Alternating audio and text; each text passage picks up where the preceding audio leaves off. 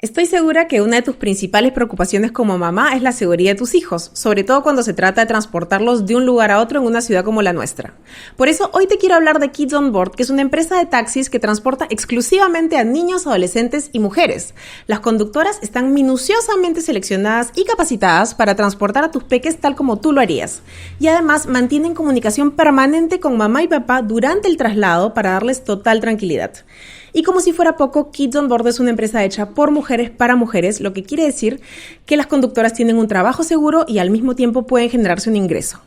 Este verano, consúltales por sus paquetes para ir al cole, a la oficina o a talleres, y también aprovecha el servicio para ir a la playa, al aeropuerto o quizás para regresar de una fiesta con tus amigas. Y ahora, el episodio. Hola, soy Constanza Evans. Bienvenida a Mamás. Quizás te estás acercando a tu parto y necesitas información apropiada para tomar las mejores decisiones para ti y tu bebé. O quizás ya pasó tu parto y te quedan dudas sobre algunas cosas que sucedieron. Quédate por aquí para escuchar los secretos mejor guardados sobre la atención al parto.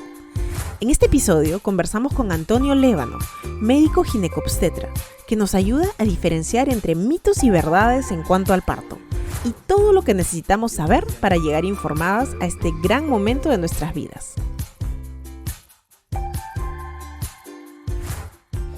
Hola Antonio, ¿cómo estás? Hola Constanza, muy bien, muchas gracias.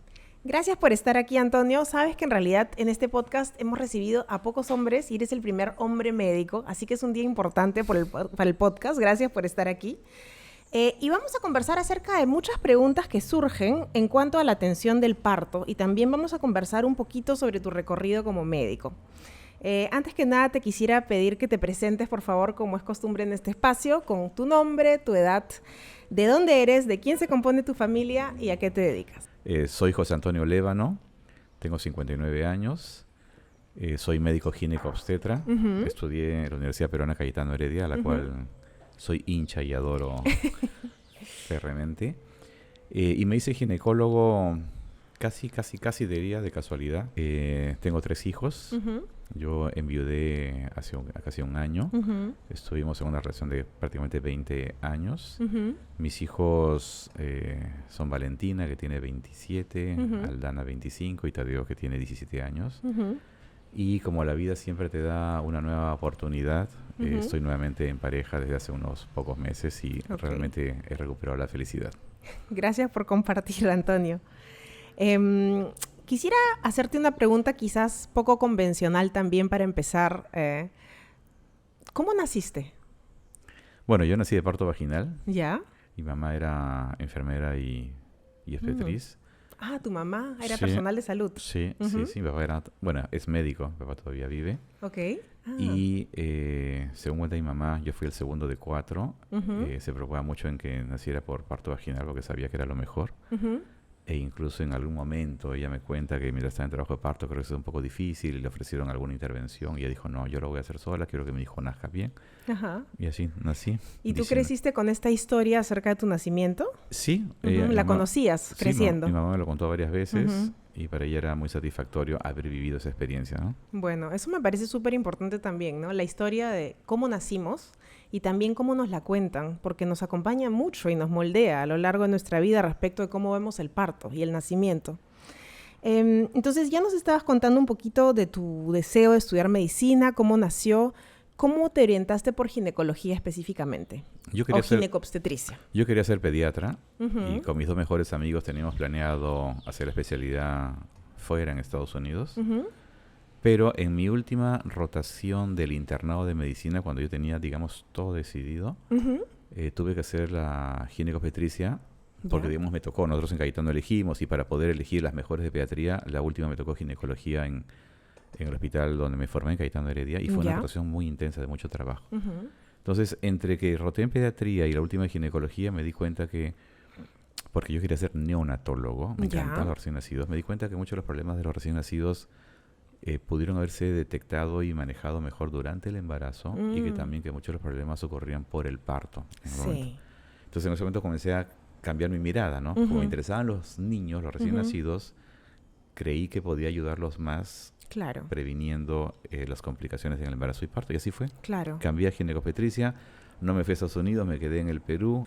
¿Y en qué momento tú escuchas hablar de parto humanizado o de parto respetado por primera vez? Porque en realidad tú eres uno de los médicos que ha insistido con ese tema en el Perú, y de hecho es por eso que te he invitado, porque me gusta mucho tu enfoque. Pero me gustaría saber cómo así tú entraste en contacto con ese concepto por primera vez. Yo como concepto lo aprendí bastante tarde, pero desde que yo hacía la especialidad, definitivamente favorecía el parto vaginal porque toda la evidencia científica, toda, siempre estuvo a favor del parto vaginal. Es más, cuando hacemos presentación de algún tema, y hasta ahora eso sigue siendo exactamente igual, por ejemplo, diabetes gestacional o preeclampsia o embarazo gemelar, cualquier patología, cualquier problema, siempre en los resultados, uno de los resultados adversos es si aumenta o no la tasa de cesáreas. O sea, es un concepto que tenemos bien claro, porque sabemos que la cesárea no es la forma ideal de nacer. O sea, eso no es nuevo, eso fue de siempre. Entonces, yo en Cayetano, que era un hospital donde hacíamos mucho parto vaginal y manejamos la epidural, era el único hospital en Lima que manejaba la epidural. Sí, porque los hospitales no ofrecen analgesia. No ofrecen, y en Cayetano la poníamos los residentes de ginecobstetricia, no los anestesiólogos, ¿no? Porque en esa época era así, después también todo cambió. Entonces teníamos mucho entrenamiento y mucha facilidad de dar comodidad a las mujeres y lograr un parto vaginal. Entonces me encantaba hacer los partos vaginales, siempre los luchaba hasta el final, y era muy satisfactorio ver que las mujeres lograban ese objetivo de tener un parto vaginal.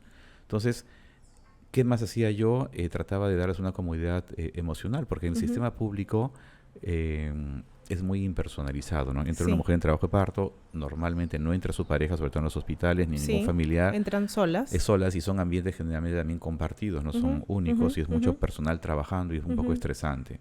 Entonces siempre me preocupaba la parte emocional de verlas solas, me acercaba, hablaba un poco con ellas, le daba la mano. Cuando podía, cuando el número de pacientes lo permitía, hacía pasar a su pareja o a su mamá, que era su compañía un rato, por lo menos 10, 15 minutos, que le trajeran algo de comida. Entonces, bueno, acabé la especialidad y siempre hice parto vaginal, y en algún momento, hace por lo menos unos 12 años creo, comencé a escuchar el tema de parto respetado. Hace 12 años, o sea, más o menos 2012. Sí, más o menos. Bastante reciente, en realidad. Exacto. Y a mí es un término que me preocupa, porque si se usa parto respetado, quiere decir que el resto no es respetado, ¿no? Eso es lo que siempre me ha llamado la atención del término. El concepto de parto respetado, porque a mucha gente le choca, porque asume lo que tú dices, o sea, significa que yo soy irrespetuoso. No se trata de eso, sino que el concepto de respetar no es el buen trato, digamos, de no insultar a una persona o no agredirla, sino el parto respetado es entender lo que quiere y sobre todo respetar la fisiología del trabajo de parto, no hacer intervenciones que no sean necesarias, pero también la interacción. En el sistema público y también en el privado lo he visto, sí hay bastante maltrato en la forma de comunicación verbal y no verbal, ¿no? En la forma de acercarte a la persona o de mostrarle interés, empatía.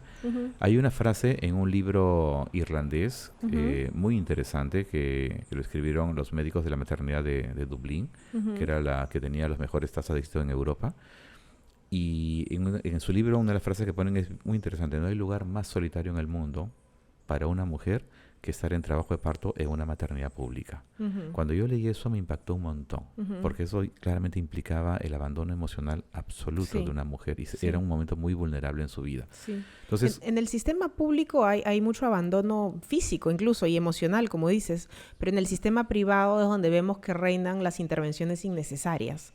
Entonces, tanto en el público como en el privado no se respeta la autonomía, digamos, y la fisiología del parto de diferentes maneras, pero está presente en ambos espacios. Sí, definitivamente. Y digamos, el exceso de intervenciones era más frecuente en la práctica privada, pero ahora también se ha vuelto mucho más frecuente en la práctica pública.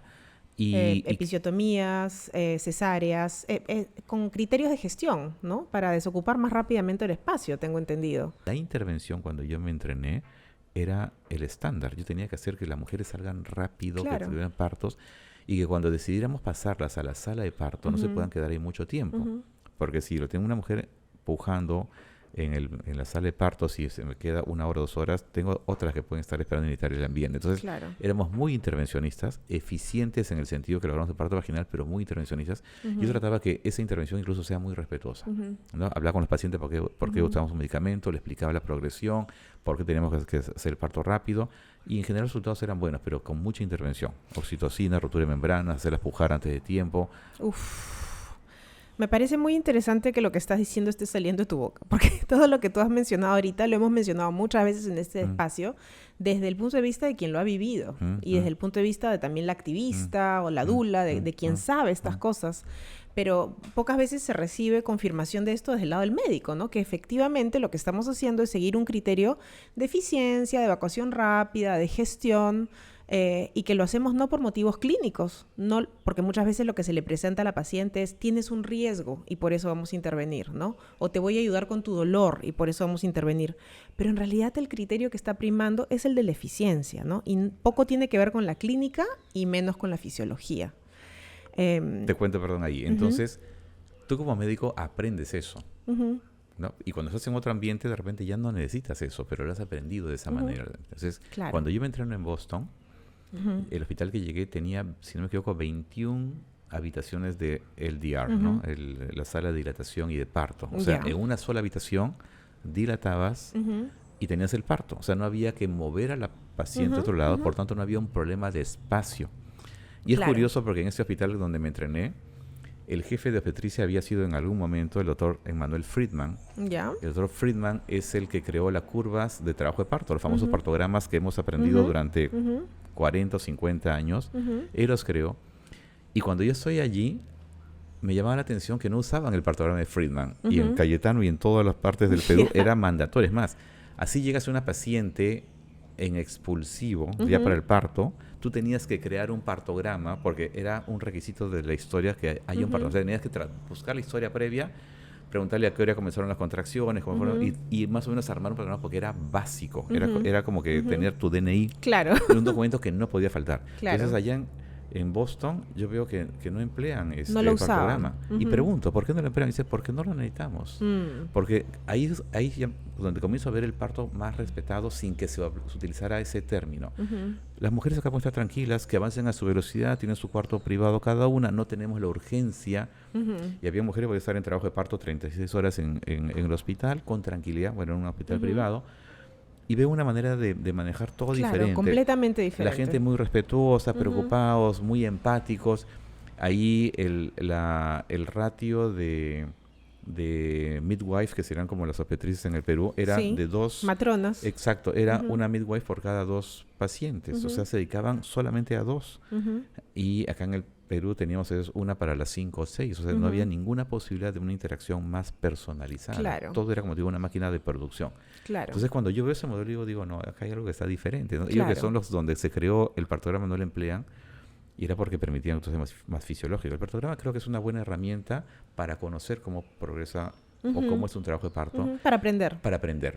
Pero no debe ser una herramienta para ser aplicada, porque cuando comenzamos a parametrar y no consideramos cosas como la temperatura, el ambiente, el temor, si ha comido o no, la ansiedad, los prejuicios que tenga, y todo eso afecta al trabajo de parto, y lo parametramos como que todos tienen que hacer, eso es un gran error y eso nos obliga a hacer un montón de intervenciones. Claro, hay una diferencia entre que una herramienta te ayude a asistir un parto y que la herramienta se vuelva lo que dicta el parto. Exactamente. ¿No? Es un enfoque completamente diferente. Yo no creo que ninguna herramienta alrededor del parto sea mala en sí, igual que las intervenciones no son malas en sí. El problema es cuando empiezan a gobernar el parto. El parto no necesita ser gobernado, en realidad. El parto se produce, es un evento fisiológico, es como ir al baño, ¿no es cierto? Exacto. Lo hemos dicho muchas veces si en le das este las condiciones podcast. adecuadas, va a ocurrir. Sí, va a ocurrir. Así no quieras, va a ocurrir. Exacto. ¿Y tú en qué momento, bueno, me imagino que ves todo esto en Boston y dices, wow, hacía sentido lo que yo ya estaba pensando y sintiendo, o sea, esto me lo confirma. ¿Y tú en qué punto vuelves a Lima y dices, quiero empezar a hacer esto acá, ¿no? Sí. Y lo empiezas a practicar. Sí, cuando ¿Y qué resistencias hubo, si es que las hubo? Mira, cuando yo regreso definitivamente, había, por ejemplo, era mandatorio acá en Lima poner enemas a las mujeres en trabajo de parto y rasurarlas. Sí, yo siempre decía, superviolento. ¿para qué le rasuramos el pubis si la probable laceración va a ser en el perineo? O sea, ¿qué ventaja tiene rasurar el pubis? Claro. En esa época las chicas no se rasuraban como ahora. Claro. Y ese era mi cuestionamiento, ¿no? Y bueno, nadie me podía responder y no había el acceso a la literatura era difícil, no había internet. Te decían, es el protocolo. El protocolo. Entonces, famoso protocolo. Cuando yo llego a Boston y bueno, mi mentor, ha sido el doctor Jack Ludmir, el cual quiero muchísimo y seguimos en comunicación permanente. Entonces yo le pregunto, ¿no? Bueno, ¿y los enemas y el rasurado? Y él me dice, mira, si tú indicas eso acá, te regresamos al Perú inmediatamente. Porque la evidencia era contundente, científica, de que no hay que rasurar. Incluso las mujeres se infectaban más cuando rasuramos, porque rasurar, incluso en las cesáreas, ahora se rasura en el momento previo a la cirugía.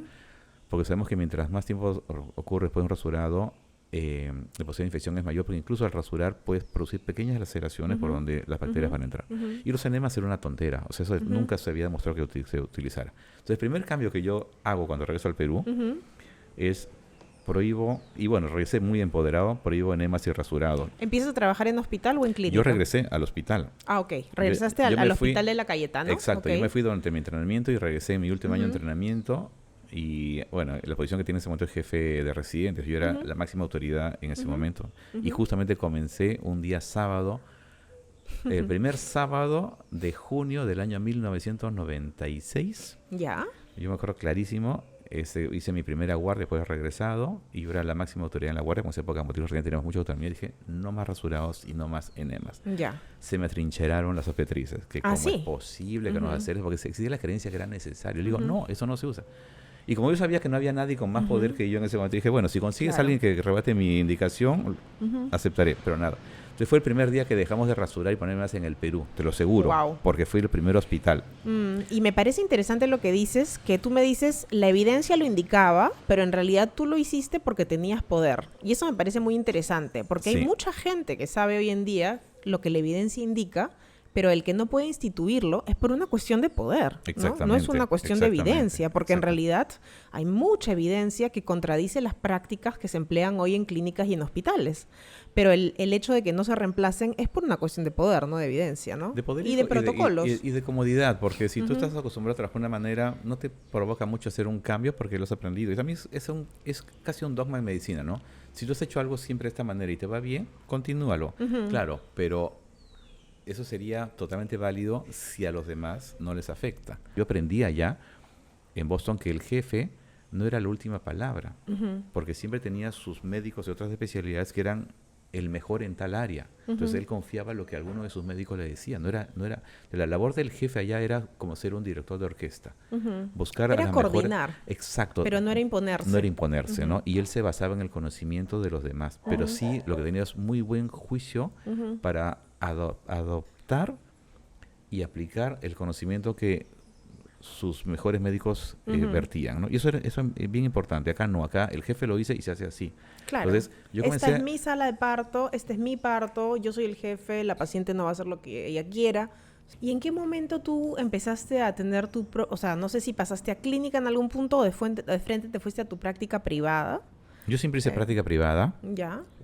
No trabajé para clínicas, solamente unos meses inicialmente en una de ellas, pero trabajé práctica privada porque sentía que podía manejar mejor la estructura de mi consulta, mis tiempos.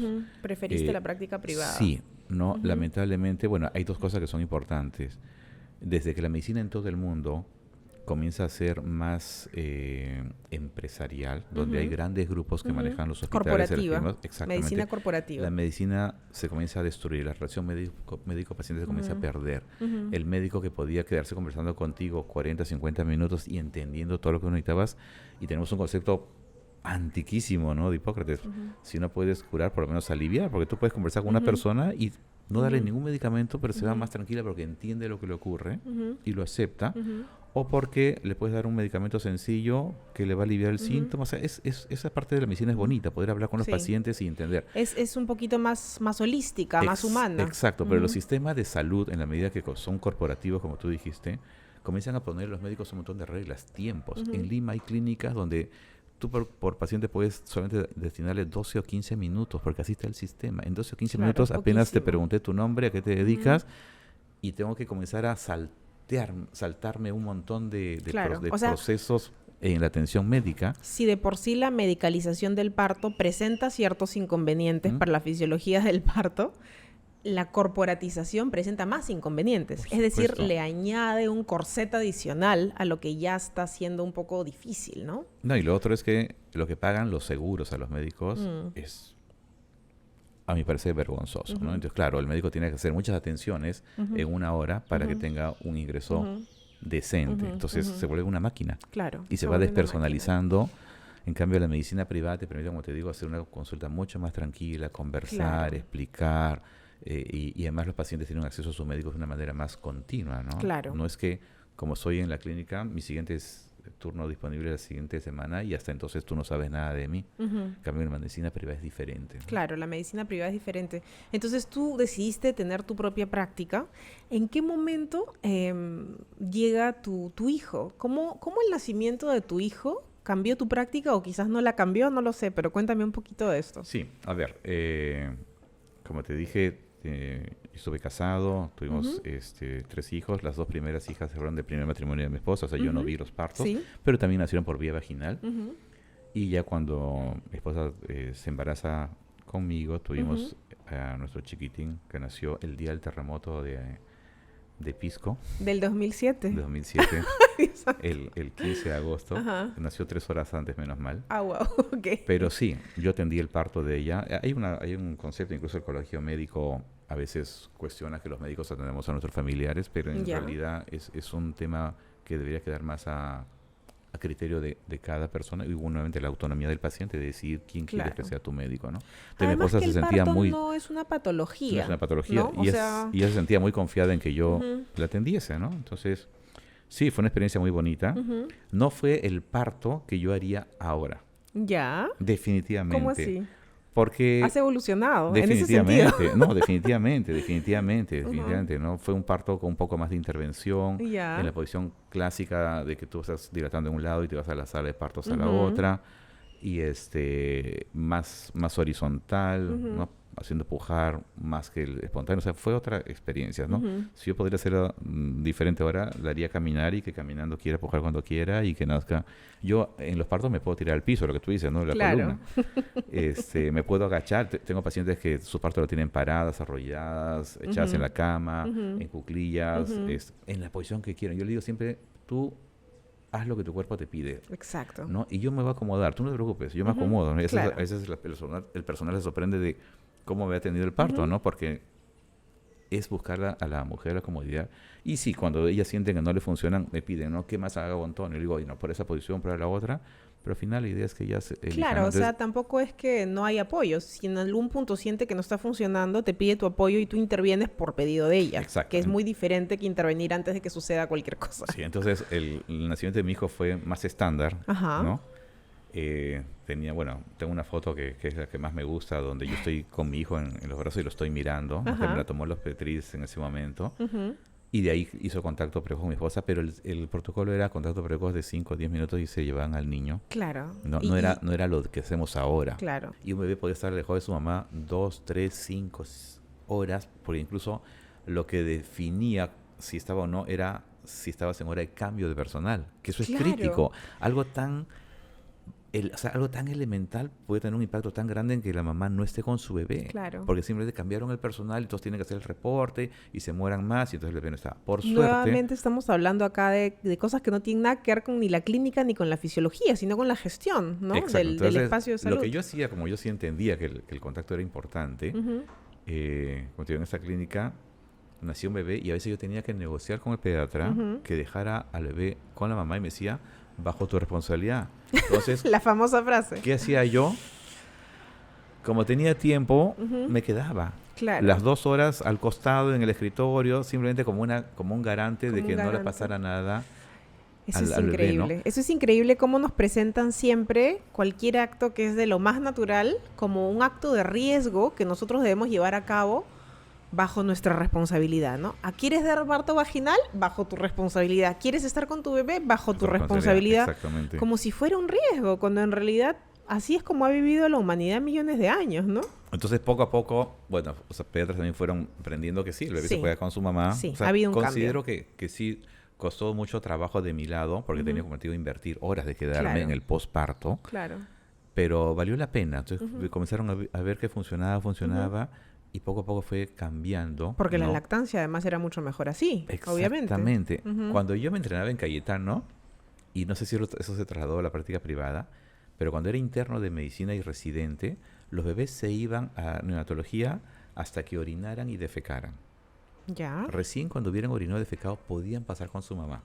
Porque los neonatólogos querían estar seguros que funcionara el riñón y no hubiera obstrucción uretral y que no hubiera obstrucción o malformación intestinal y hubiera evacuación. Me parece alucinante porque Qué loco. no recuerdo los números, pero digamos, esto ocurriría a uno de cada 1000 niños. O sea, sacrificamos a los 999 de no estar con su mamá solamente para encontrar a ese uno ¿no? que no defecaba. Y hay niños pues, que no orinan o no defecan hasta muchas horas. Entonces, era un concepto absurdo, pero era medicina. Y una vez más, te aseguro que eso nunca tuvo evidencia científica, sino que se trabajó siempre así. Sí. Y está basado en la idea de riesgo. Como puede pasar algo, vamos a implementar un protocolo, ¿no? Así es. Bueno, todo esto va evolucionando, como te digo. Se atendía los partos, me quedaba con las mamás y a veces yo me acuerdo atendía un parto a la 1 de la mañana y me quedaba hasta las 3 sentado ahí en lugar de irme a casa a dormir. De garante. De garante de que el bebé podía quedarse allí. Era interesante. Ahora los sistemas han cambiado, ahora ya neonatología en las clínicas, no sé si en todas, pero ya pone un personal de ellos para que se quede con la mamá y se quede con el bebé, ¿no? Y yo recuerdo que cuando yo di a luz, por ejemplo, la verdad que no sé si me durmieron o me dormí, nunca lo sabré a ciencia cierta, pero me desperté 2 horas después y junto a mí había una enfermera de neonatología que estaba esperando que yo me despierte y mi hija estaba al costado. Y fue muy bueno, porque me la entregó en ese momento que yo me desperté, me la puso a la teta, me dijo, tiene reflejo de succión, muy bien, buenas noches, se fue. Perfecto. O sea, eso me gustó mucho, por ejemplo, ¿no? Pero es interesante incluso cómo te pusieron el fraseo, ¿no? Tiene reflejo de succión. Como que de repente hay niños que no lo tienen. O sea, pero el reflejo está.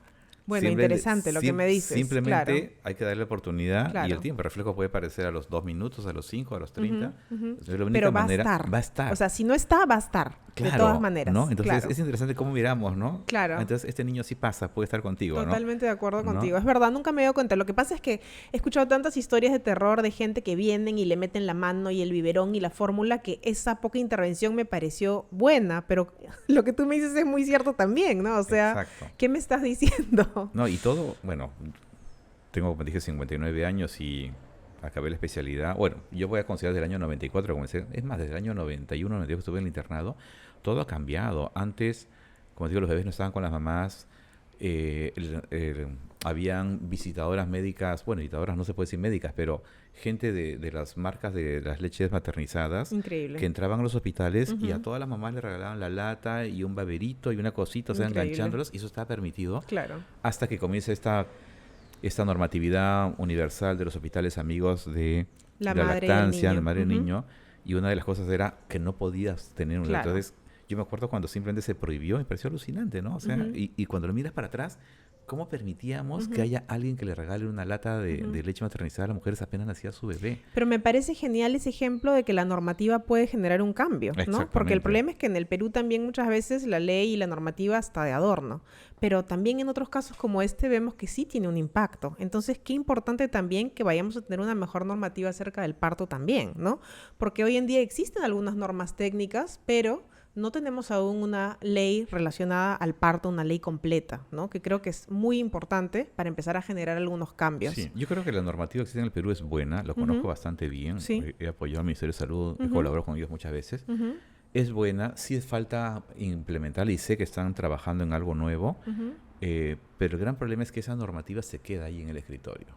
Pero la verdad es que no se implementa, ¿no? Y los médicos mismos, o el personal de salud, tienen mucha resistencia a los cambios, a adaptarlas, ¿no? Toda la historia de la humanidad ha sido un parto vertical, ¿no? O libre, espontáneo en movimiento. Claro. Recién yo siempre digo, ¿no? Los médicos fregamos el parto porque cuando la medicina entra al parto, entra cuando se descubre el forceps, ¿no? O se inventa, más que descubrir, cuando se inventa el forceps en los años 1700, lo inventaron en Inglaterra, y para poner forceps había que poner a la mujer en posición de cúbito dorsal, o sea, echada, en litotomía, con las piernas levantadas. Y a los médicos les parece interesante de esta manera porque los médicos no atendían partos, eran las matronas siempre, las mujeres. Entonces, cuando en el año 1700 comienzan a entrar, se populariza el forceps, entran los médicos, entonces las mujeres comienzan a ser echadas. O sea, la posición echada no es la posición tradicional clásica. Ha tenido solamente 200, 300 años de presencia en toda la historia. Entonces, ahora, ¿cómo desaprender y volver eso. Es lo que nos cuesta mucho trabajo, ¿no? Entonces, los estudiantes de medicina y los residentes que no conocen esta parte de la historia asumen que siempre fue eso y como que ahora estamos locos y queremos cambiar a vertical. No, queremos recuperar lo que siempre fue, lo fisiológico. Tenemos en el podcast un episodio que se llama Parir en el Perú ayer y hoy, que es una historia de cómo el parto se medicalizó en el Perú, que en realidad es muy similar a cómo se medicalizó en otros lugares de América Latina y del mundo. Pero claro, esto es algo en realidad totalmente nuevo, ¿no? Esta forma de parir. Antes hemos parido durante millones de años en posiciones, como dices tú, espontáneas, ¿no? Que puede ser, parada, cuclillas, 4 patas, etcétera. El respeto del parto son 3 cosas. Respeto a la fisiología, y tienes que conocerla. Respeto a la madre, a sus deseos y a sus preferencias, sus temores. Exacto. Y respeto al recién nacido. Sí. ¿No? Entonces, un parto respetado implica esas 3 características, ¿no? Y respeto al recién nacido es algo tan sencillo como permitir que esté con su madre.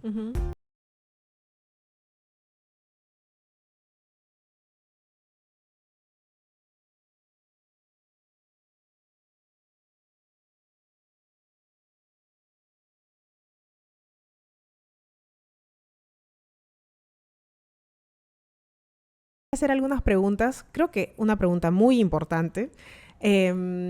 Bueno, como sabemos, en el Perú la tasa de cesáreas está por encima de 40% cuando mezclamos sector público y privado, y en el sector privado está por encima de 70%, y la recomendación de la OMS es máximo 10 a 15, ¿no? 15 como un tope, un súper tope.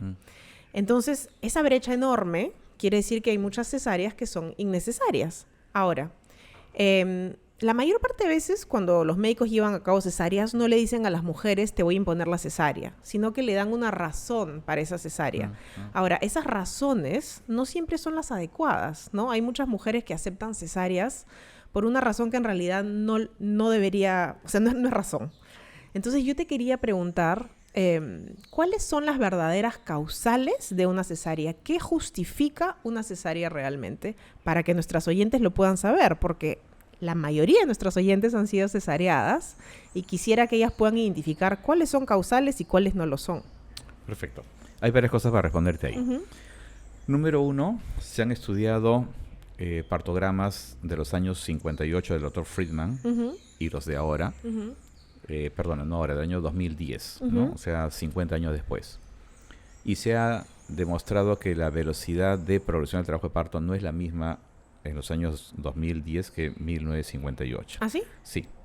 Entonces, claramente ha habido un cambio poblacional. O sea, ha habido modificaciones en los estilos de vida, en la composición corporal de las mujeres.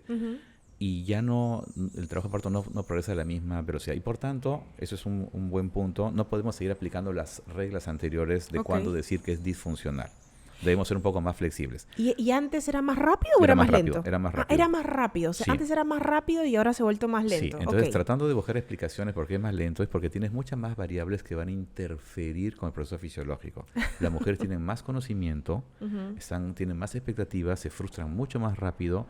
El pensamiento de una mujer de esta época no es la misma que hace 50 o 60 años. Antes dejabas que las cosas ocurran más natural. Ahora no, tienes mucho conocimiento, mucha premura. Bueno, en general calculamos más el tiempo. O sea, el mundo se ha vuelto más productivista en general, no solamente alrededor del parto. Entonces, estamos acostumbrados a calcular y a contar absolutamente todo. Y la otra cosa es que la tasa de sobrepeso y de obesidad ha aumentado espectacularmente, ¿no? Y sabemos que las mujeres con sobrepeso y obesidad van a tener una evolución diferente del trabajo de parto y van a aumentar también la tasa de cesáreas. Entonces, número 1, ya no podemos pensar que lo que se dijo hace 50 años o 60 es válido ahora. Entonces, cuando tú hablas de la tasa de cesáreas de la OMS de 10 a 15%, yo estoy totalmente de acuerdo en eso, en mujeres con condiciones de salud adecuadas.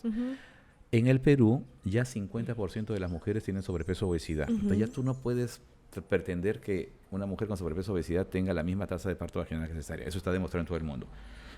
Yo aceptaría ese concepto de la OMS en mujeres con peso normal, sin enfermedades y jóvenes. Porque también la edad de embarazo en mujeres ya no está por debajo de 30 años. La mayoría se está embarazando por encima de 30. Entonces, toda esa modificación demográfica está haciendo que la tasa de cesáreas vaya aumentando, pero no a un 80%. Entonces, se han hecho bastantes estudios al respecto de eso y posiblemente una tasa de cesáreas aceptable en este momento con la modificación demográfica de la mujer sea 25% y de repente 30%. Pero ahí estamos en problemas. Entonces, igual quiero hacer un pequeño paréntesis. No quiere decir que una mujer que tiene más de 30 años o que tiene sobrepeso tenga que ser cesareada. No, simplemente estamos hablando de algo general. Exacto. O sea, cuando una mujer tiene más edad y más peso, su riesgo de cesárea va aumentando. Claro, o sea, su riesgo. La fisiología no funciona igual. Claro, si yo quisiera dar una recomendación, y así vamos a salir totalmente de las recomendaciones básicas, eso está estudiado. La mejor edad para reproducirse en una mujer es entre los 20 y 24 años. Claro, que no va a pasar. No va a pasar. ¿Y sabes cuál es el segundo mejor grupo? 16 a 19. No, me muero. Y ya, entonces, como ya no tenemos esa posibilidad de mujeres jóvenes pariendo, porque socialmente todo ha cambiado, entonces sabemos que ya no podemos aplicar los conceptos anteriores de normalidad. Entonces tenemos que aceptar que la tasa de cesáreas no va a ser 10 a 15%, ni los mejores lugares europeos lo están logrando, porque la mujer ha cambiado. Tema 2, debido al exceso de información inadecuada, las mujeres entran al embarazo y al parto con mucho más temor.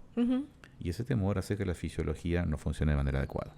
Entonces, tener una tasa de cesáreas de 20-25% sería posiblemente lo aceptable en este momento, ya no 15%, a menos que tengas un grupo de mujeres muy jóvenes, delgadas y sin ningún problema de salud. ¿Okay? En ellas sí, debería ser 85-90% de la posibilidad de un parto vaginal. Entonces, esa es la primera realidad. Entonces, te digo esto porque, si bien es cierto, el sistema de salud y los médicos tenemos mucha responsabilidad, también las mujeres tienen que saber que parte de la responsabilidad es de ellas. Obviamente no vamos a lograr que se embaracen más jóvenes porque socialmente y económicamente y educativamente quieren avanzar un poco más. Y también, posiblemente lo que sí puede estar en responsabilidad de las mujeres es, tienen que tener estilos de vida mucho más saludables, alimentarse bien, hacer ejercicio, mantener un peso adecuado, porque si no lo hacen eso, están incrementando su posibilidad de cesárea y de complicaciones que también van a ser causas cesáreas. O sea, vamos a asumir una mujer que simplemente... Por ejemplo, sobrepeso relacionado con diabetes gestacional, con y eso preeclampsia, hace que ya no puedas tener un... Claro, con preeclampsia, con bebés muy grandes, ¿no? Con alteraciones de la movilidad de ella misma. ¿No? Es muy interesante. O sea, hay cambios que no dependen de la medicina. Pero tu pregunta es completamente válida en la siguiente parte.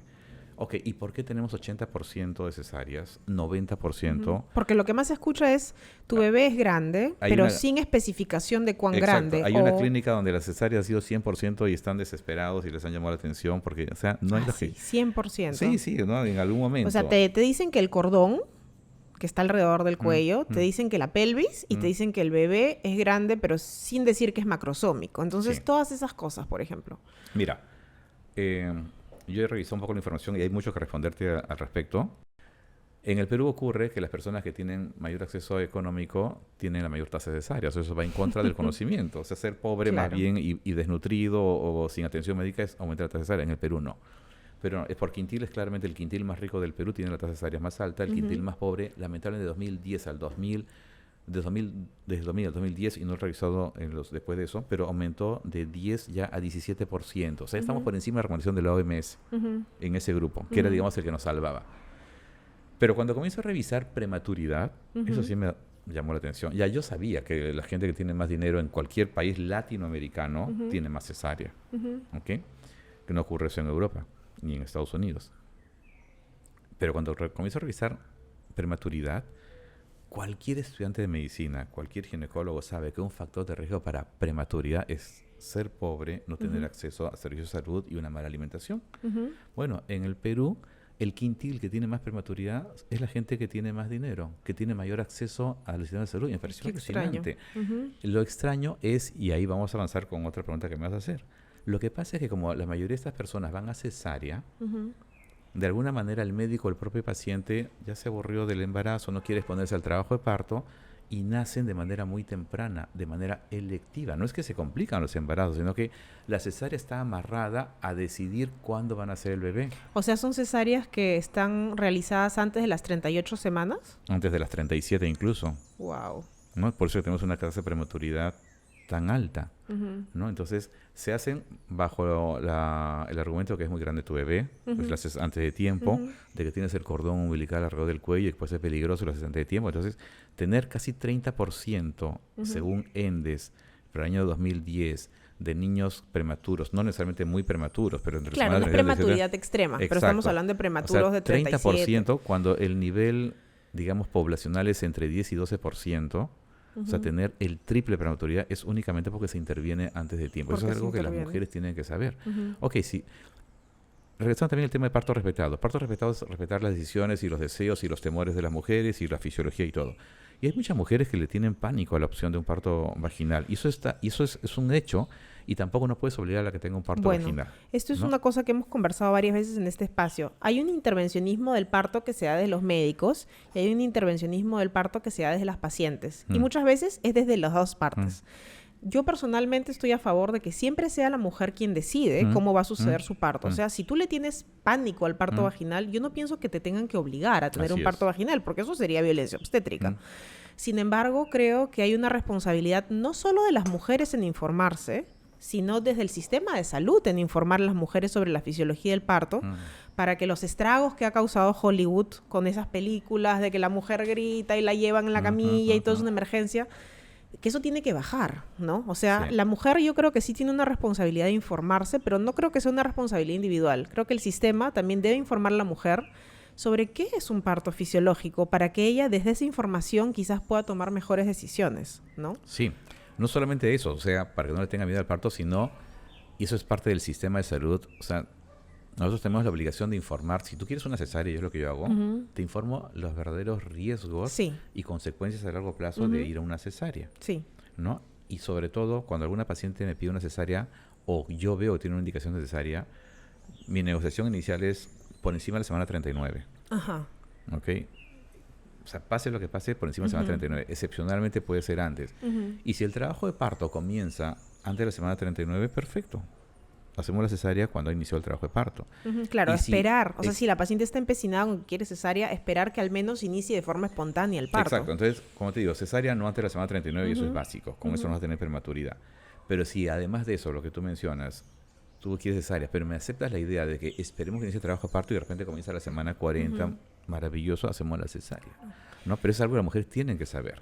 Por ejemplo, yo que me atendí en el sistema privado cuando tuve la famosa psicoprofilaxis, ahí nunca se abordó que el parto era un evento fisiológico.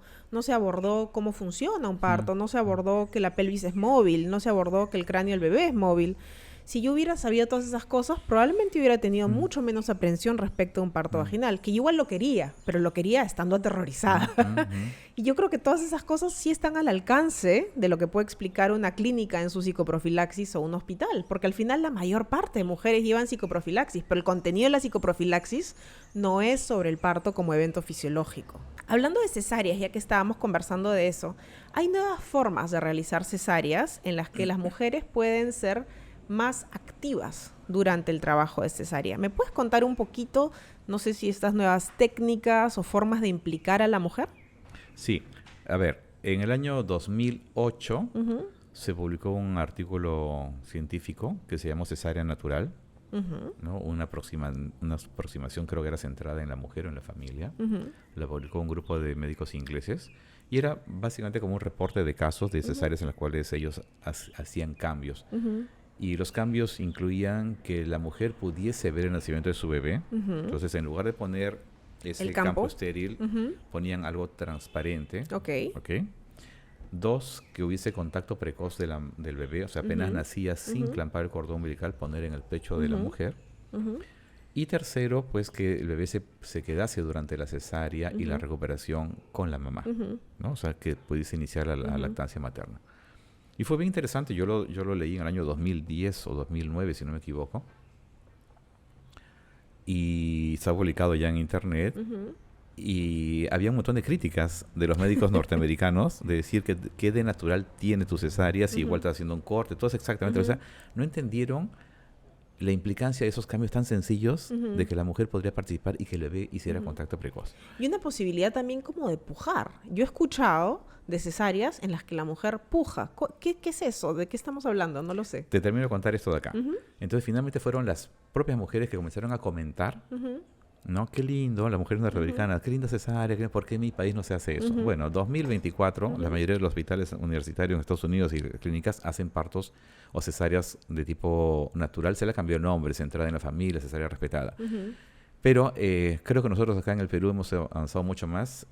Mi equipo, por lo menos. Nosotros comenzamos a hacer la primera cesárea natural en el año 2010. Tuve mucha más resistencia. El pediatra anestesiólogo, nadie entendía por qué tenía que hacer eso. Hablaban de riesgos de contaminación. Creo que toda la resistencia que tuve a hacer una cesárea natural me ayudó a ir modificando y creando. Nuestra cesárea natural, que sí es totalmente diferente y creo que somos pioneros eso en el mundo, implica que la mujer participe mucho más. Le permitimos que vea, ya no ponemos ningún tipo de campo, ni transparente, nada. Okay. Al momento que ya tenemos abierto el útero, ¿no? Acomodamos la cabeza y hacemos que la mujer puje. Y todos dicen, no siento nada, Antonio, no importa, puja, toma aire, y participan. Y de verdad que es una satisfacción para la mayoría de ellas, creo, hacer que nazcan sus bebés. Y tú ves, y las inclinamos un poquito para que puedan ver, y a medida que va saliendo la cabecita, sigue empujando, y comienzan a ver su bebé, y tenemos videos maravillosos de la emoción que pueden tener cuando ven a su bebé naciendo. Entonces, hacemos que ellas pujen, después recibimos al bebé, lo secamos, y como no hay nada que esté como barrera, los ponemos directamente en el pecho de ellas, sin cortar el cordón umbilical, y recién en ese momento ponemos el campo que cubre. Esto lo comenzamos en el año 2010, tenemos 14 años, no hemos tenido ningún caso de infección, ¿no? Hicimos un primer reporte hace como 8 años, si no me equivoco, 7 años, pero en todo este tiempo nunca ha habido un caso de infección o complicación por ese tipo de cesárea. De verdad que va muy bien. Y los bebés pues están en contacto precoz con sus mamás, y en las clínicas donde he trabajado hemos logrado que sí, el bebé se quede toda la cesárea. Al principio eran minutos, ¿no? Pero después actualmente incluso pasan a recuperación con las mamás, y es una experiencia totalmente diferente, completamente ¿no? diferente. O sea, entonces, si por algún motivo requieres una cesárea, la cesárea se puede hacer de esta forma. Sí. A veces me ha pasado que alguna mujer cuando vive esto me dice, y que tuvo un trabajo de parto que lamentablemente no progresó, me dice, Antonio, me hubieras dicho esto de frente, ya ni siquiera he oído el parto vaginal. Por favor, no lo digas. Porque la experiencia fue tan buena. Yo sé que no es lo ideal, y ellas saben que no es lo ideal. Lo ideal es un parto vaginal. Pero lo vivieron muy bien. Lo vivieron muy bien. O sea, la idea es que no sea una cesárea violenta, que implique una separación con su bebé, que puedan participar, y definitivamente esa es una muy buena alternativa cuando es necesaria la cesárea. Sí, la cesárea nunca es la primera opción, a menos que haya una indicación médica, que son poquitísimas. Claro.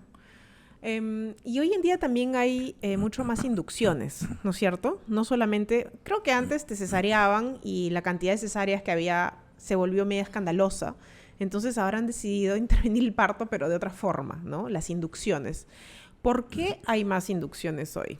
Las inducciones se han incrementado en todo el mundo, no es un problema, digamos, solamente del país, sino los estudios clínicos muestran que en todo el mundo están en incremento.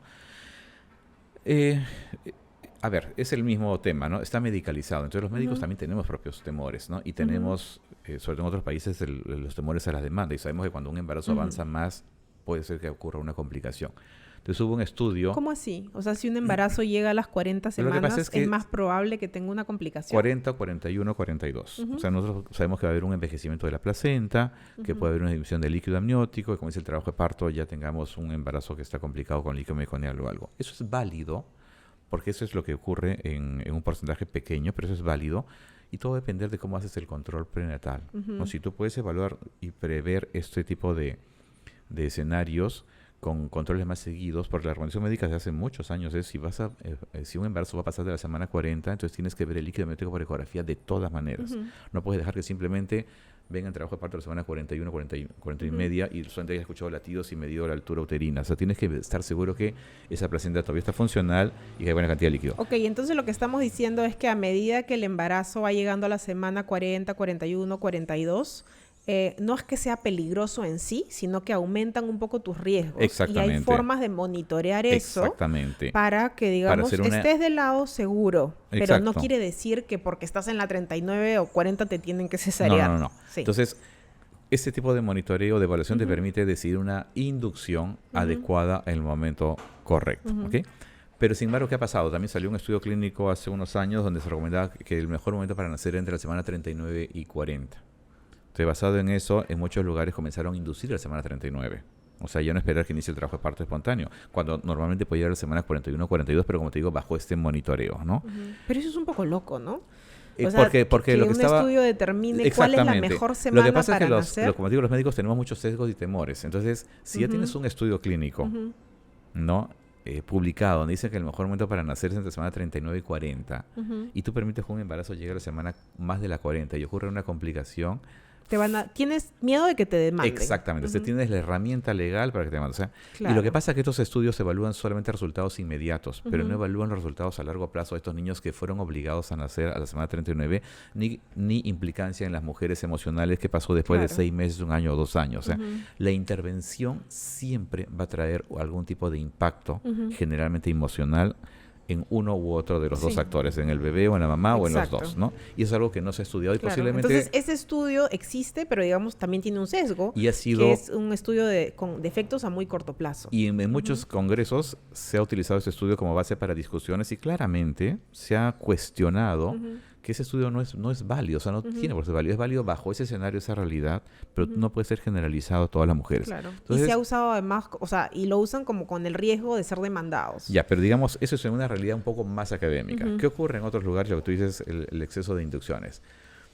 A ver, de lo que yo conozco, hay médicos en el Perú que claramente no hacen parto vaginal y que son muy honestos. Y cuando llega la mujer para el embarazo, le dicen, por si acaso, yo no hago parto vaginal, yo uso cesárea. Si tú quieres seguir conmigo, yo te voy a hacer cesárea. Si quieres parto vaginal, tienes que buscar otro médico. Y me parece genial.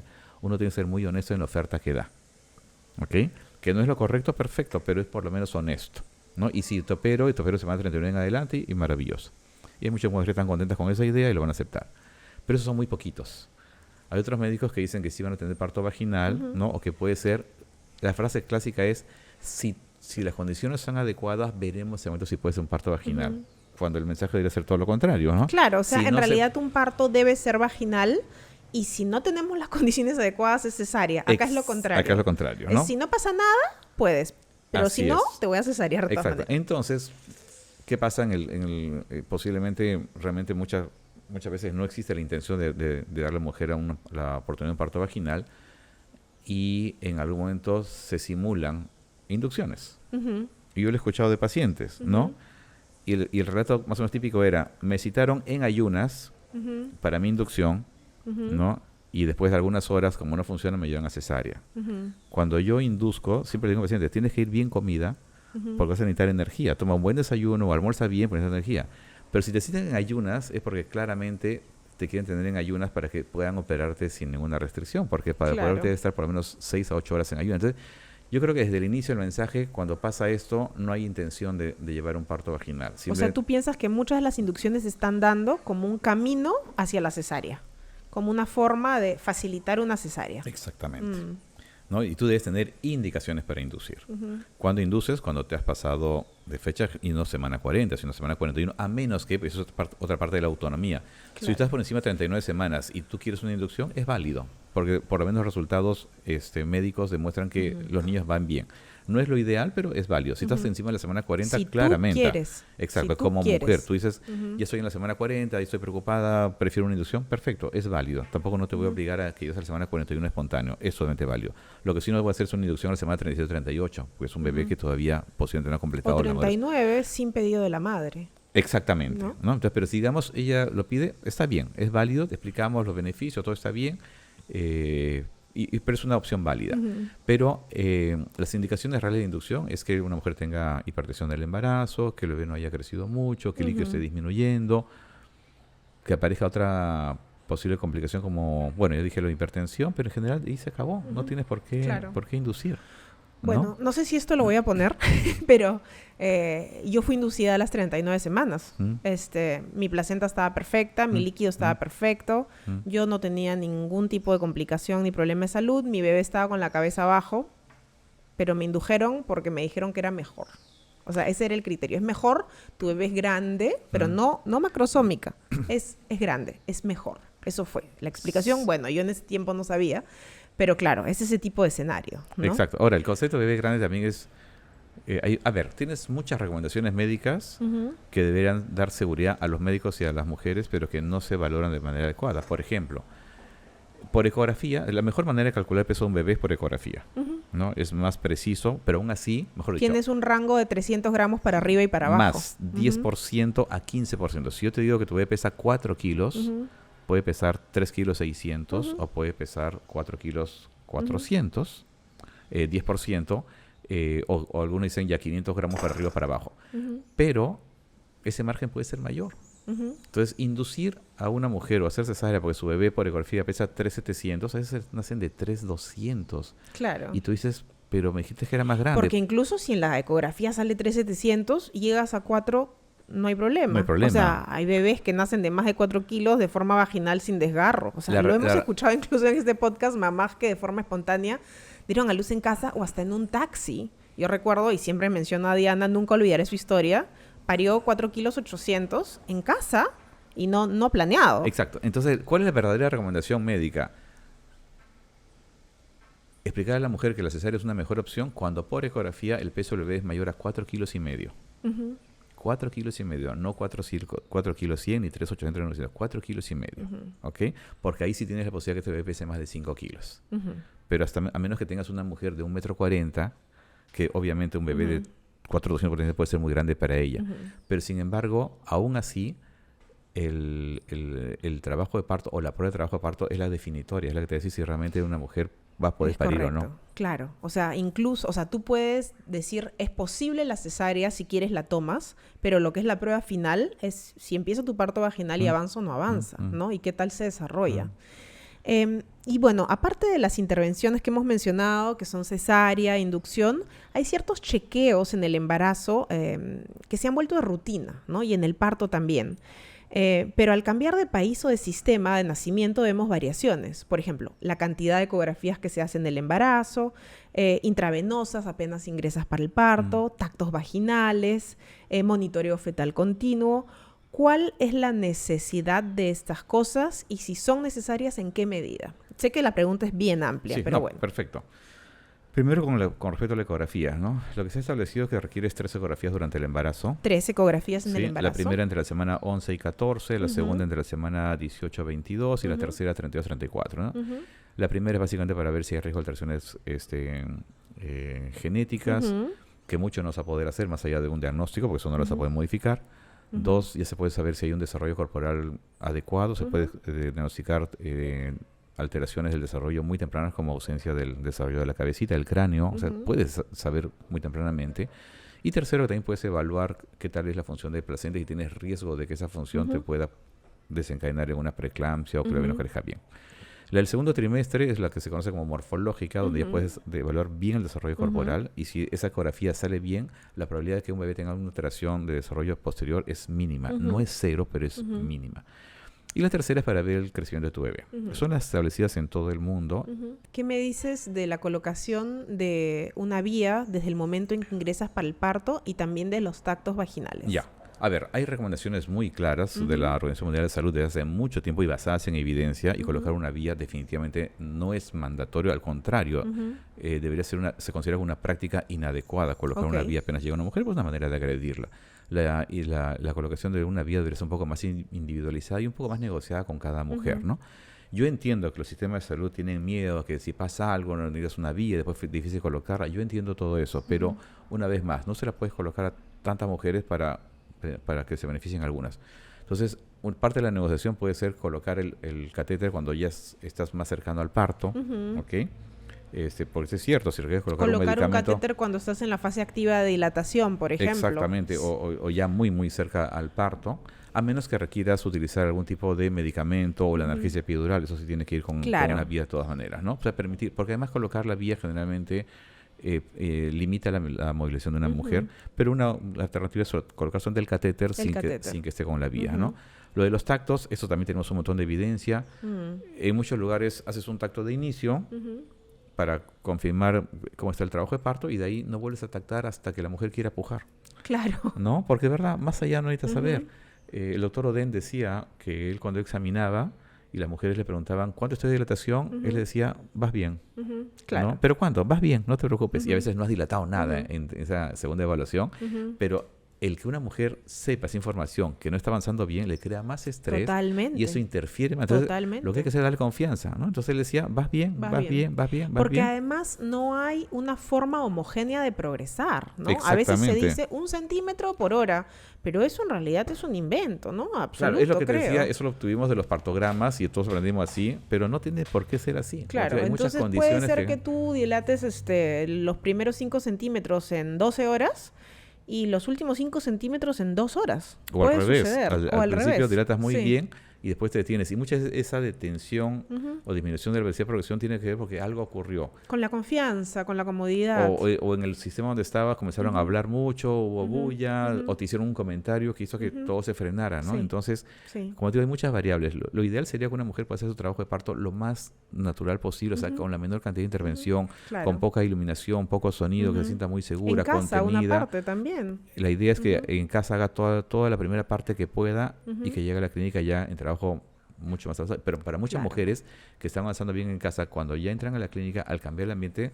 se detiene un poco las contracciones. Lo que hay que hacer es simplemente esperar a que ella recupere la confianza en el nuevo lugar donde está y el trabajo de parto otra vez retoma. Entonces, esas cosas no están en los libros, no están en los partogramas, pero la experiencia te lo va enseñando y sí está escrito en muchos estudios de investigación, ¿no? Claro.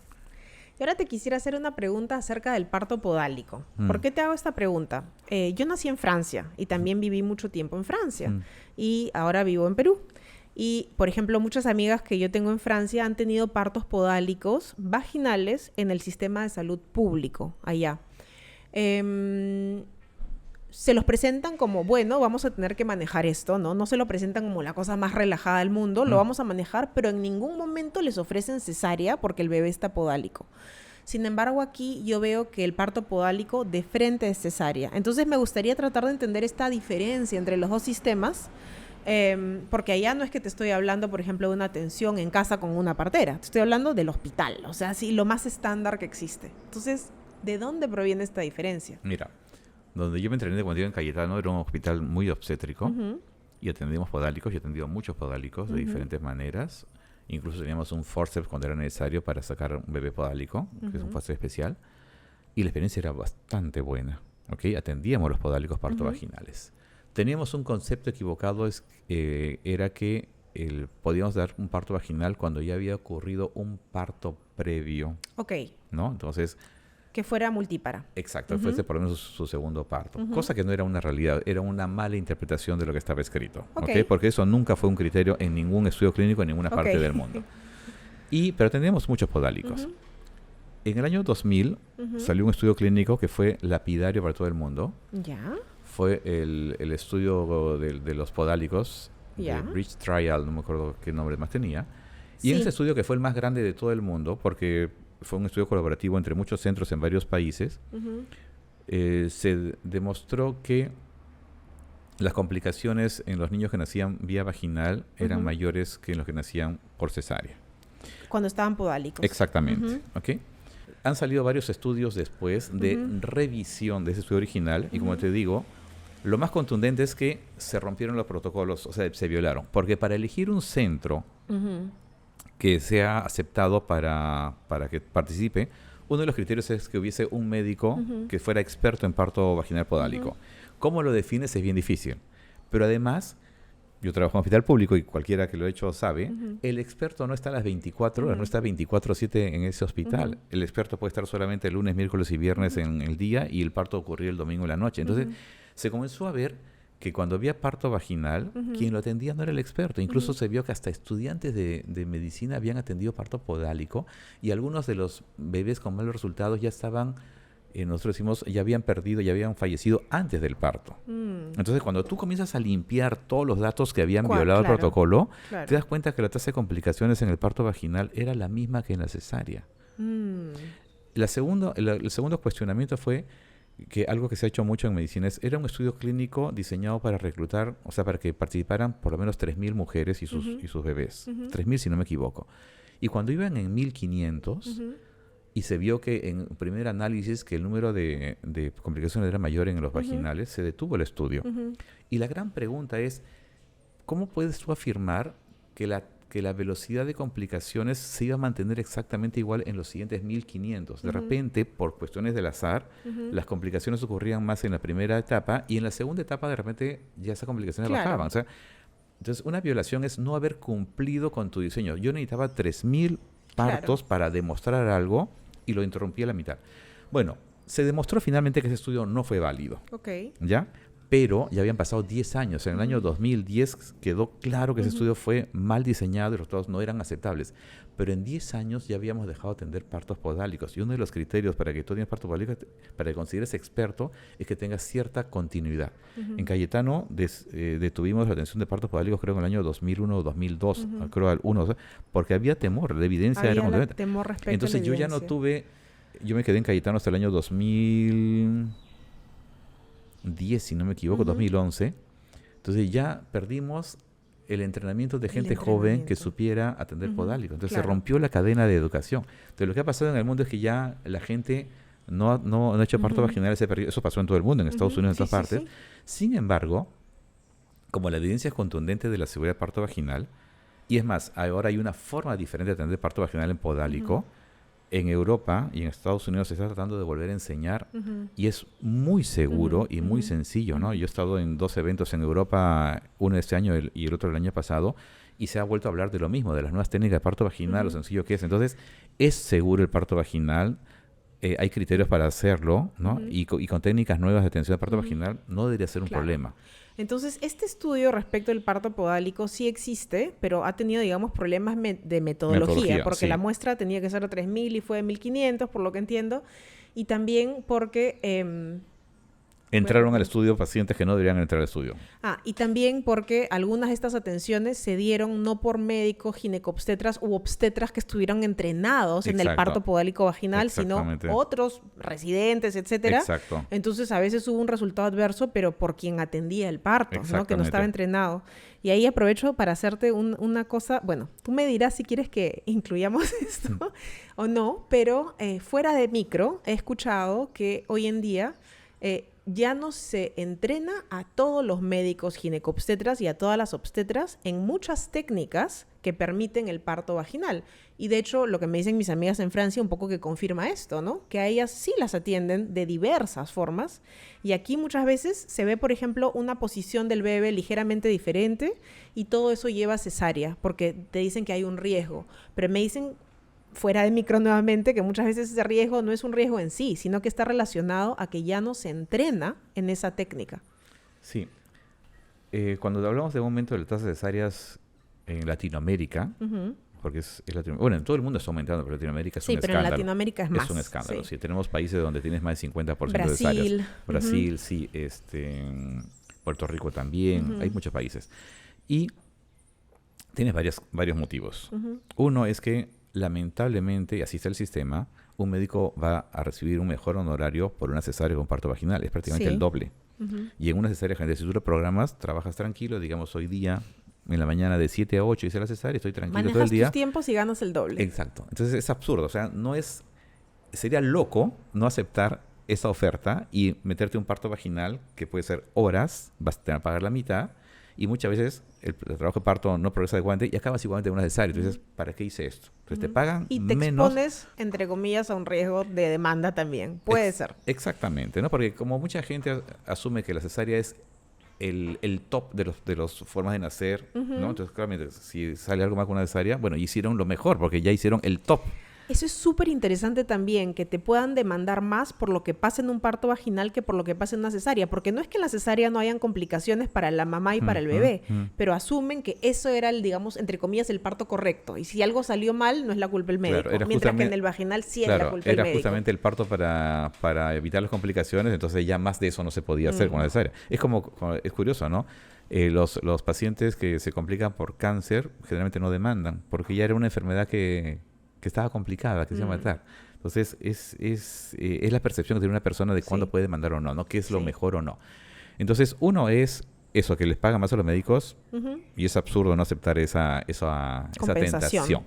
Segundo es que lo has mencionado, ¿no? Que es la parte de la comodidad. Los médicos tienen vida y tienen derecho a vivir, y definitivamente estar atendiendo partos es vivir en un estado de guardia 24/7. En cualquier momento puedes tener un trabajo de parto.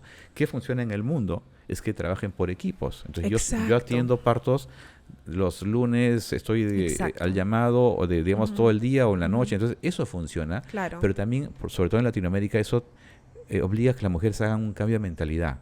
O sea, una mujer... Totalmente de acuerdo. La mujer contigo. en Latinoamérica le gusta que su médico la atienda y maravilloso. Mi médico. Exacto, pero tiene que ser consciente que si quieres que sea tu médico incluso puede haber pasado que esté cansado de alguna cosa y te va a atender nuevamente. Totalmente. O sea, Y- las mujeres en Latinoamérica en el sistema privado, porque en el Exacto. sistema público te no. atiende quien está. Pero hay muchos estudios clínicos que se han hecho en hospitales privados en Latinoamérica y ha funcionado que la mujer, con tal de que realmente lo atienda bien otra persona y que vaya al parto vaginal, están contentas. Claro. ¿No? Y eso funciona en Claro. Norteamérica y en Europa muy Sí, bien, perfecto. Y eso yo he conversado con una amiga médica que efectivamente me decía, sí, pues el ginecólogo se quiere ir porque solo le han pagado tal monto y ya está ahí hace 3 días y ya tiene derecho a tener su vida. Y estoy totalmente de acuerdo, tiene Así derecho es. a tener su vida, por Así supuesto. Pero eso implica que la paciente acepte que la pueda atender otro médico para que su dilatación pueda seguir. Exactamente, ¿no? Y tercero es que definitivamente se está perdiendo mucho el conocimiento y la seguridad en parto vaginal, y eso viene desde el entrenamiento, porque yo lo veo, en el hospital donde yo me entrené también todo ha cambiado. Lo que se le enseña ahora a los estudiantes de medicina, a los residentes, es indicaciones relativas como absolutas para ir a cesárea. Por ejemplo, cordón en el cuello, no, eso va a cesárea. Está demorando un poco en dilatar, va a cesárea. Entonces, el médico va aprendiendo indicaciones que no son verdaderas para convertirlo a cesárea rápidamente. Yo tengo un amigo ginecólogo que se entrenó en un hospital diferente al mío y él decía, no sé por qué, pero todos mis pacientes en la práctica privada tienen indicación de cesárea. Claro, porque yo sé que donde él se entrenó es un hospital donde hacían puras cesáreas. Entonces, obviamente, tú aprendes pseudoindicaciones de cesárea, ¿no? Que no son correctas. Entonces, si ya tenemos un médico que está entrenado, viendo que todo se convierte en cesárea rápidamente, cuando comienza a trabajar lo va a hacer lo mismo. Y es lo que está pasando en el sistema público y privado. Y lo cuarto, que lamentablemente eso ocurre en el sistema público, es que los médicos en el Perú tienen muchos trabajos, porque generalmente uno solo no te va a compensar. No los remunera suficiente. ¿Cierto? Entonces, sales de guardia de un lado y estás entrando inmediatamente a otro lugar, de público a privado o de privado a público. Entonces, quieren descansar. Y yo lo he visto. Sobre todo cuando están de noche, las mandan todas cesáreas, para que puedan descansar, porque van a dormir, porque se van a trabajar al lugar siguiente. Y eso tergiversa la manera de aprender y de hacer la medicina, ¿no? ¿Y tú piensas que hay menos técnicas que son enseñadas el día de hoy para atender partos vaginales? Sí, porque como ya no llegan a la opción del parto, ¿no? Sino que simplemente lo convierten a cesárea, ya los chicos, los residentes, hombres y mujeres, más mujeres que hombres ahora actualmente en el Perú, ya no tienen la exposición a esa técnica, porque deciden muy rápido la cesárea, ¿no? Deciden. O sea, ya no existe la intención de ir a un parto vaginal y hacer una técnica, sino van de frente a cesárea, ¿no? Van de frente a cesárea.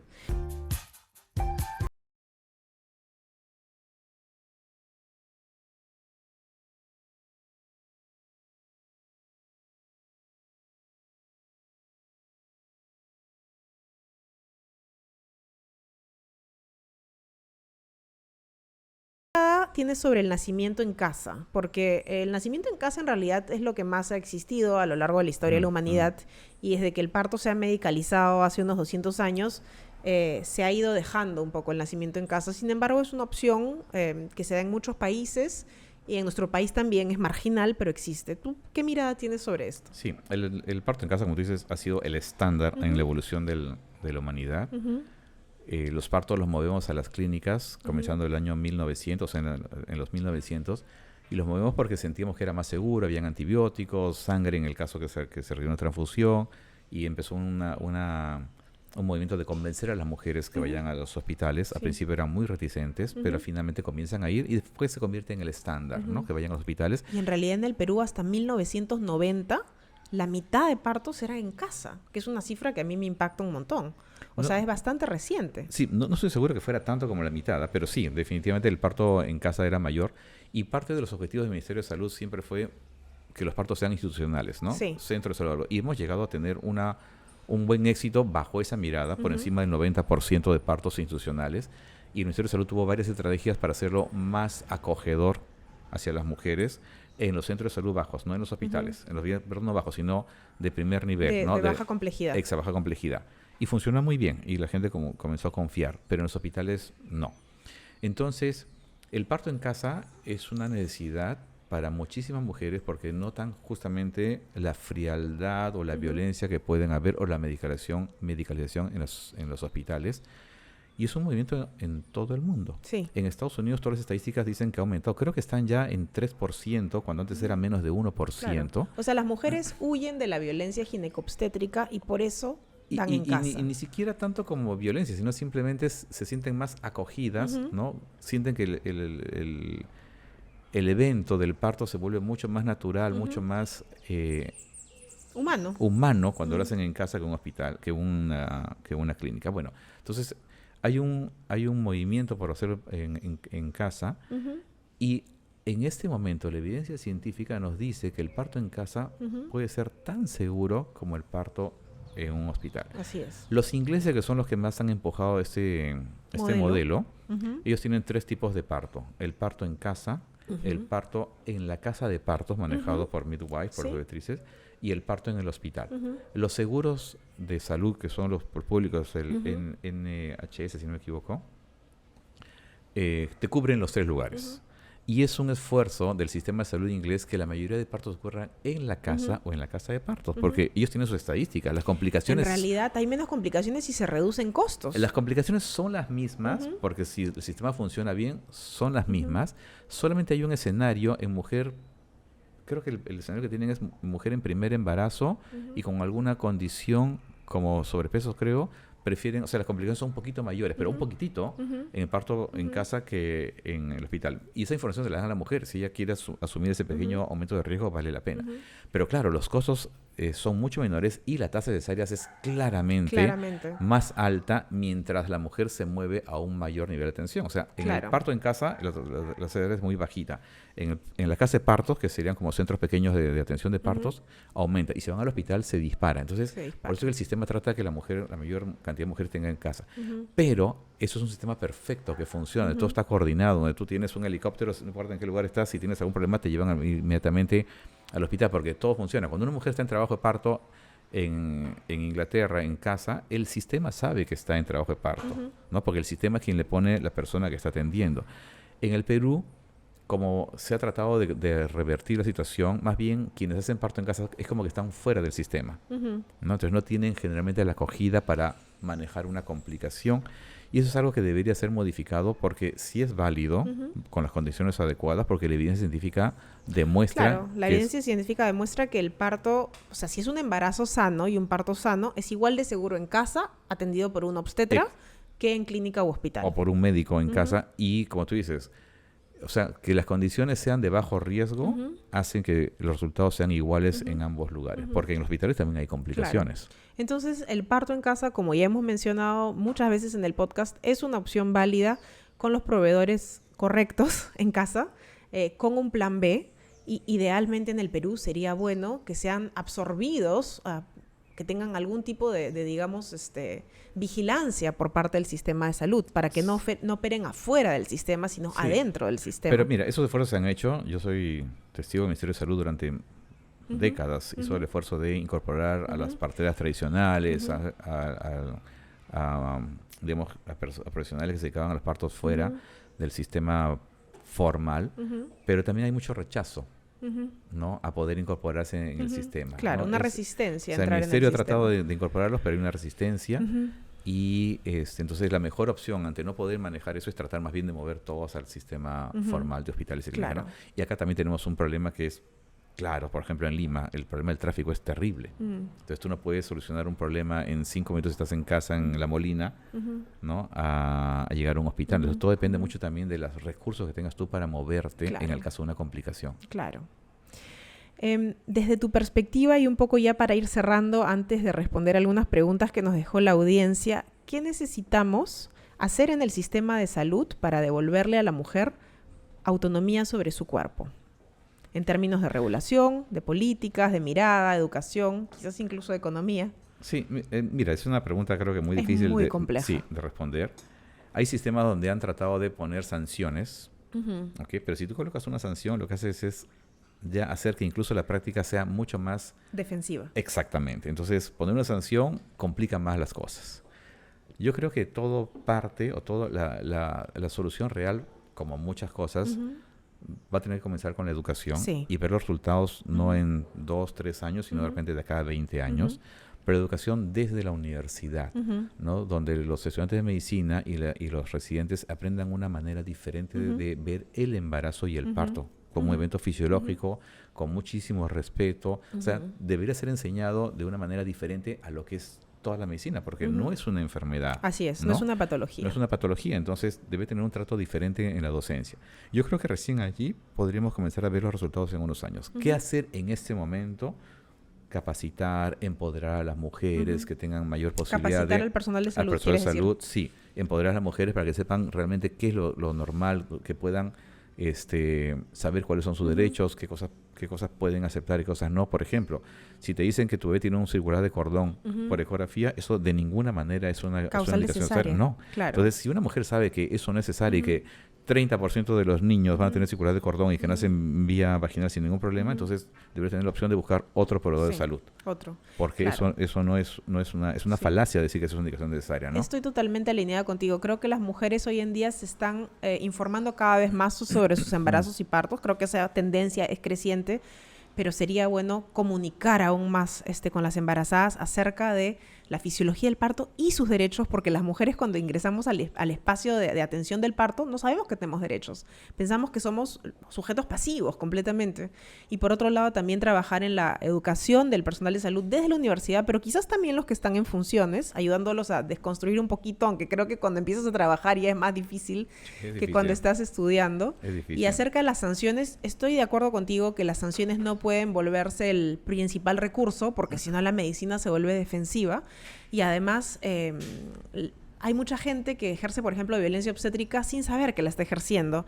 Entonces, quizás castigarlos de forma penal es demasiado. Sin embargo, yo sí creo que debe existir el recurso en la ley, porque hay casos que son sumamente graves y son recurrentes, ¿no? Entonces, pienso que debe ser una opción, pero no la primera, digamos. No la primera es educación y prevención, creo yo. Yo hice un curso por Cayetano, o sea, yo organicé un curso creo que antes de la pandemia, era sobre parto y suelo pélvico.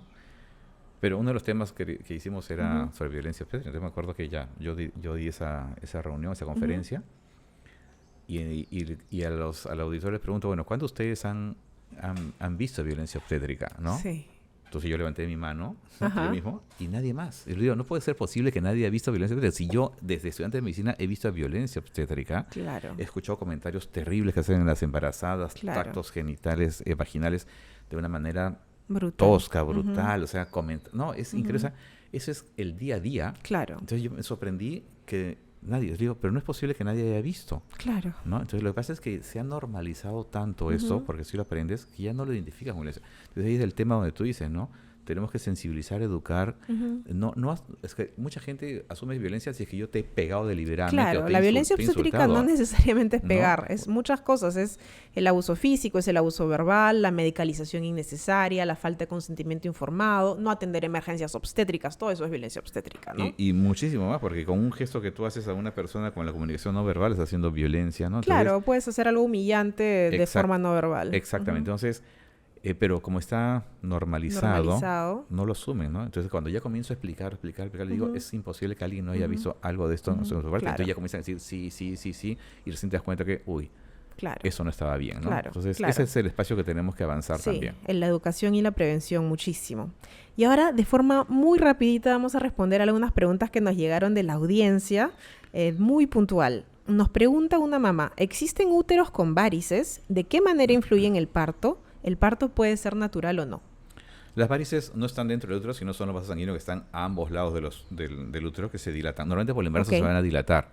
¿Que puede haber alguna vena dilatada dentro del útero? Sí, pero eso no es de ninguna manera una contraindicación para un parto. O sea, es más, ni siquiera tendría que hacerse ese diagnóstico. O sea, es algo no trascendente. No es trascendente y no hay problema con un parto vaginal. No. Y si hubiesen varices vulvares, que también lo he visto, muchas mujeres tampoco es una contraindicación. Yo he visto algunas mujeres que tienen las varices en la vulva y le dicen, no puedes tener parto de cesárea. No es cierto. No puedes tener parto vaginal. Exacto, no es cierto. Con varices vulvares no hay ningún problema. Ok.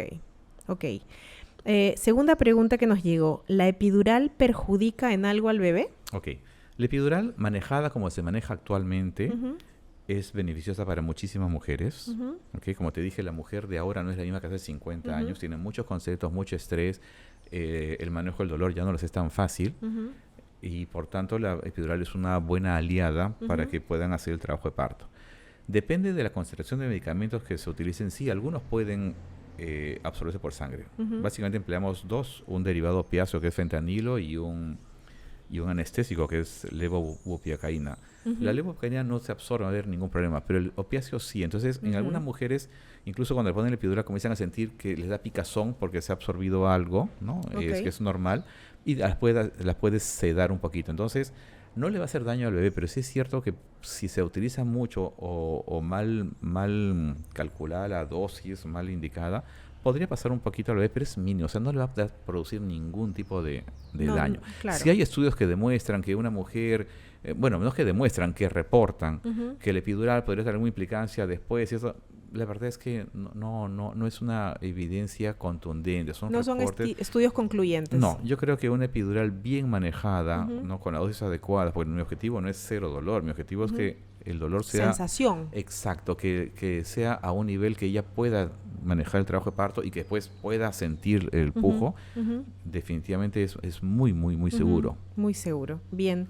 Y ahora con la última pregunta, ¿cómo me preparo a un parto vaginal después de cesárea? Mi cesárea fue hace 4 años. Ok. La probabilidad de complicaciones de un parto vaginal después de cesárea es menos de 1%. ¿Ok? La complicación más grande a la que todo el mundo le tiene miedo es que la cicatriz de la cesárea anterior se pueda abrir, ruptura uterina, pero eso es menos de 1%. Importantísimo, ¿no? Entonces, 1%, solo 1% de complicaciones, menos de 1% de complicaciones después de cesárea. Exacto. En el sistema inglés, que es uno de los que mejor me parece, uno de los 5 criterios de evaluación de la calidad del sistema es que si una mujer inicia su control prenatal con una cesárea previa, el proveedor de salud tiene que decirle que puede tener un parto vaginal hasta después de 2 cesáreas. Ya. ¿Okay? Después de 3 y 4 no existe la evidencia científica porque no hay tantas mujeres que hayan pasado por esto para hacer números y decir que es seguro o no. Entonces, no es que sea inseguro, sino que no hay evidencia. Pero hasta con 2 cesáreas hay evidencia. Entonces, tú llegas a la consulta, yo soy tu proveedor de salud en Inglaterra y tienes 1 o 2 cesáreas, te digo que por si acaso puedes tener un parto vaginal. Okay, tú lo piensas. O sea, lo primero. Exacto. O sea, tú llegas con una cesárea, por si acá, desde puedes la parir primera vaginal. consulta, y es un criterio de calidad. Wow. Que tú procesarás en el camino y quieres una cesárea, genial, porque también un concepto es una mujer cesárea anterior, ella puede decidir si quiere repetir la cesárea o ir a parto vaginal, ¿no? Que es una de las pocas indicaciones en las cuales ella puede decidir. Y como te digo, la evidencia es que menos de 1% se complica, e incluso después los ingleses no lo manejan como criterio, pero en Norteamérica sí. Se puede medir entre la semana 36 y 37 el grosor del músculo uterino a la altura de la zona de la cesárea. No sabes exactamente el punto, pero y debe tener un grosor determinado que es seguro. O sea, si tú sumas que la posibilidad de complicaciones es baja y además le añades esto, de verdad que ese control. Debería una mujer, si cumple ese criterio, debería entrar un parto sin ningún problema. Sin ninguna preocupación. Ahora, la pregunta es ¿cómo me preparo? ¿Hay alguna preparación? No, la temporalidad. 2 años era la recomendación entre parto y parto, no entre parto y embarazo. Después, de por estudios clínicos demostraron que hasta con 18 meses es bastante seguro, ¿no? Eso sería embarazarse a los 9 meses del anterior, pero la verdad es que 2 años en adelante es muy seguro. ¿Qué preparación? La misma que cualquier embarazo. Número 1, confiar. Sí. ¿No? O sea, para cualquier embarazo una mujer debería confiar que fisiológicamente, evolutivamente, va a tener o debería tener un parto vaginal. Y como dijimos al principio, son pocas las situaciones en las cuales puede ser que no lo haga. Entonces, confiar. Sí es cierto que la posibilidad de parto vaginal en cesárea previa es un poco menor, sí. ¿No? Pero estas cesáreas puede ser que sea alrededor de 25 o 30% y no tan baja como una mujer en su primer embarazo. Pero debe confiar. Debe confiar. La confianza. Sí, la preparación es creer en ella misma y que puede tener un parto vaginal. Perfecto. Muchísimas gracias, Antonio, por haber participado en el podcast. Gracias por tu tiempo, tu experiencia, tus conocimientos y tu mirada también sobre el parto. Espero que esto haya contribuido a consolidar otras cosas que hemos dicho otras veces aquí también, pero desde tu enfoque médico también. Muchísimas gracias. Me encantó conversar contigo y espero que esta conversación sea de utilidad para muchísimas mujeres. Muchas gracias, Antonio. Gracias a ti. Es el fin de este episodio. Gracias por llegar hasta aquí. Si te gustó este episodio, califica el podcast en Spotify y suscríbete a nuestro canal en YouTube. Sé parte de nuestra comunidad mamás.podcast en Instagram y no te pierdas ninguna novedad.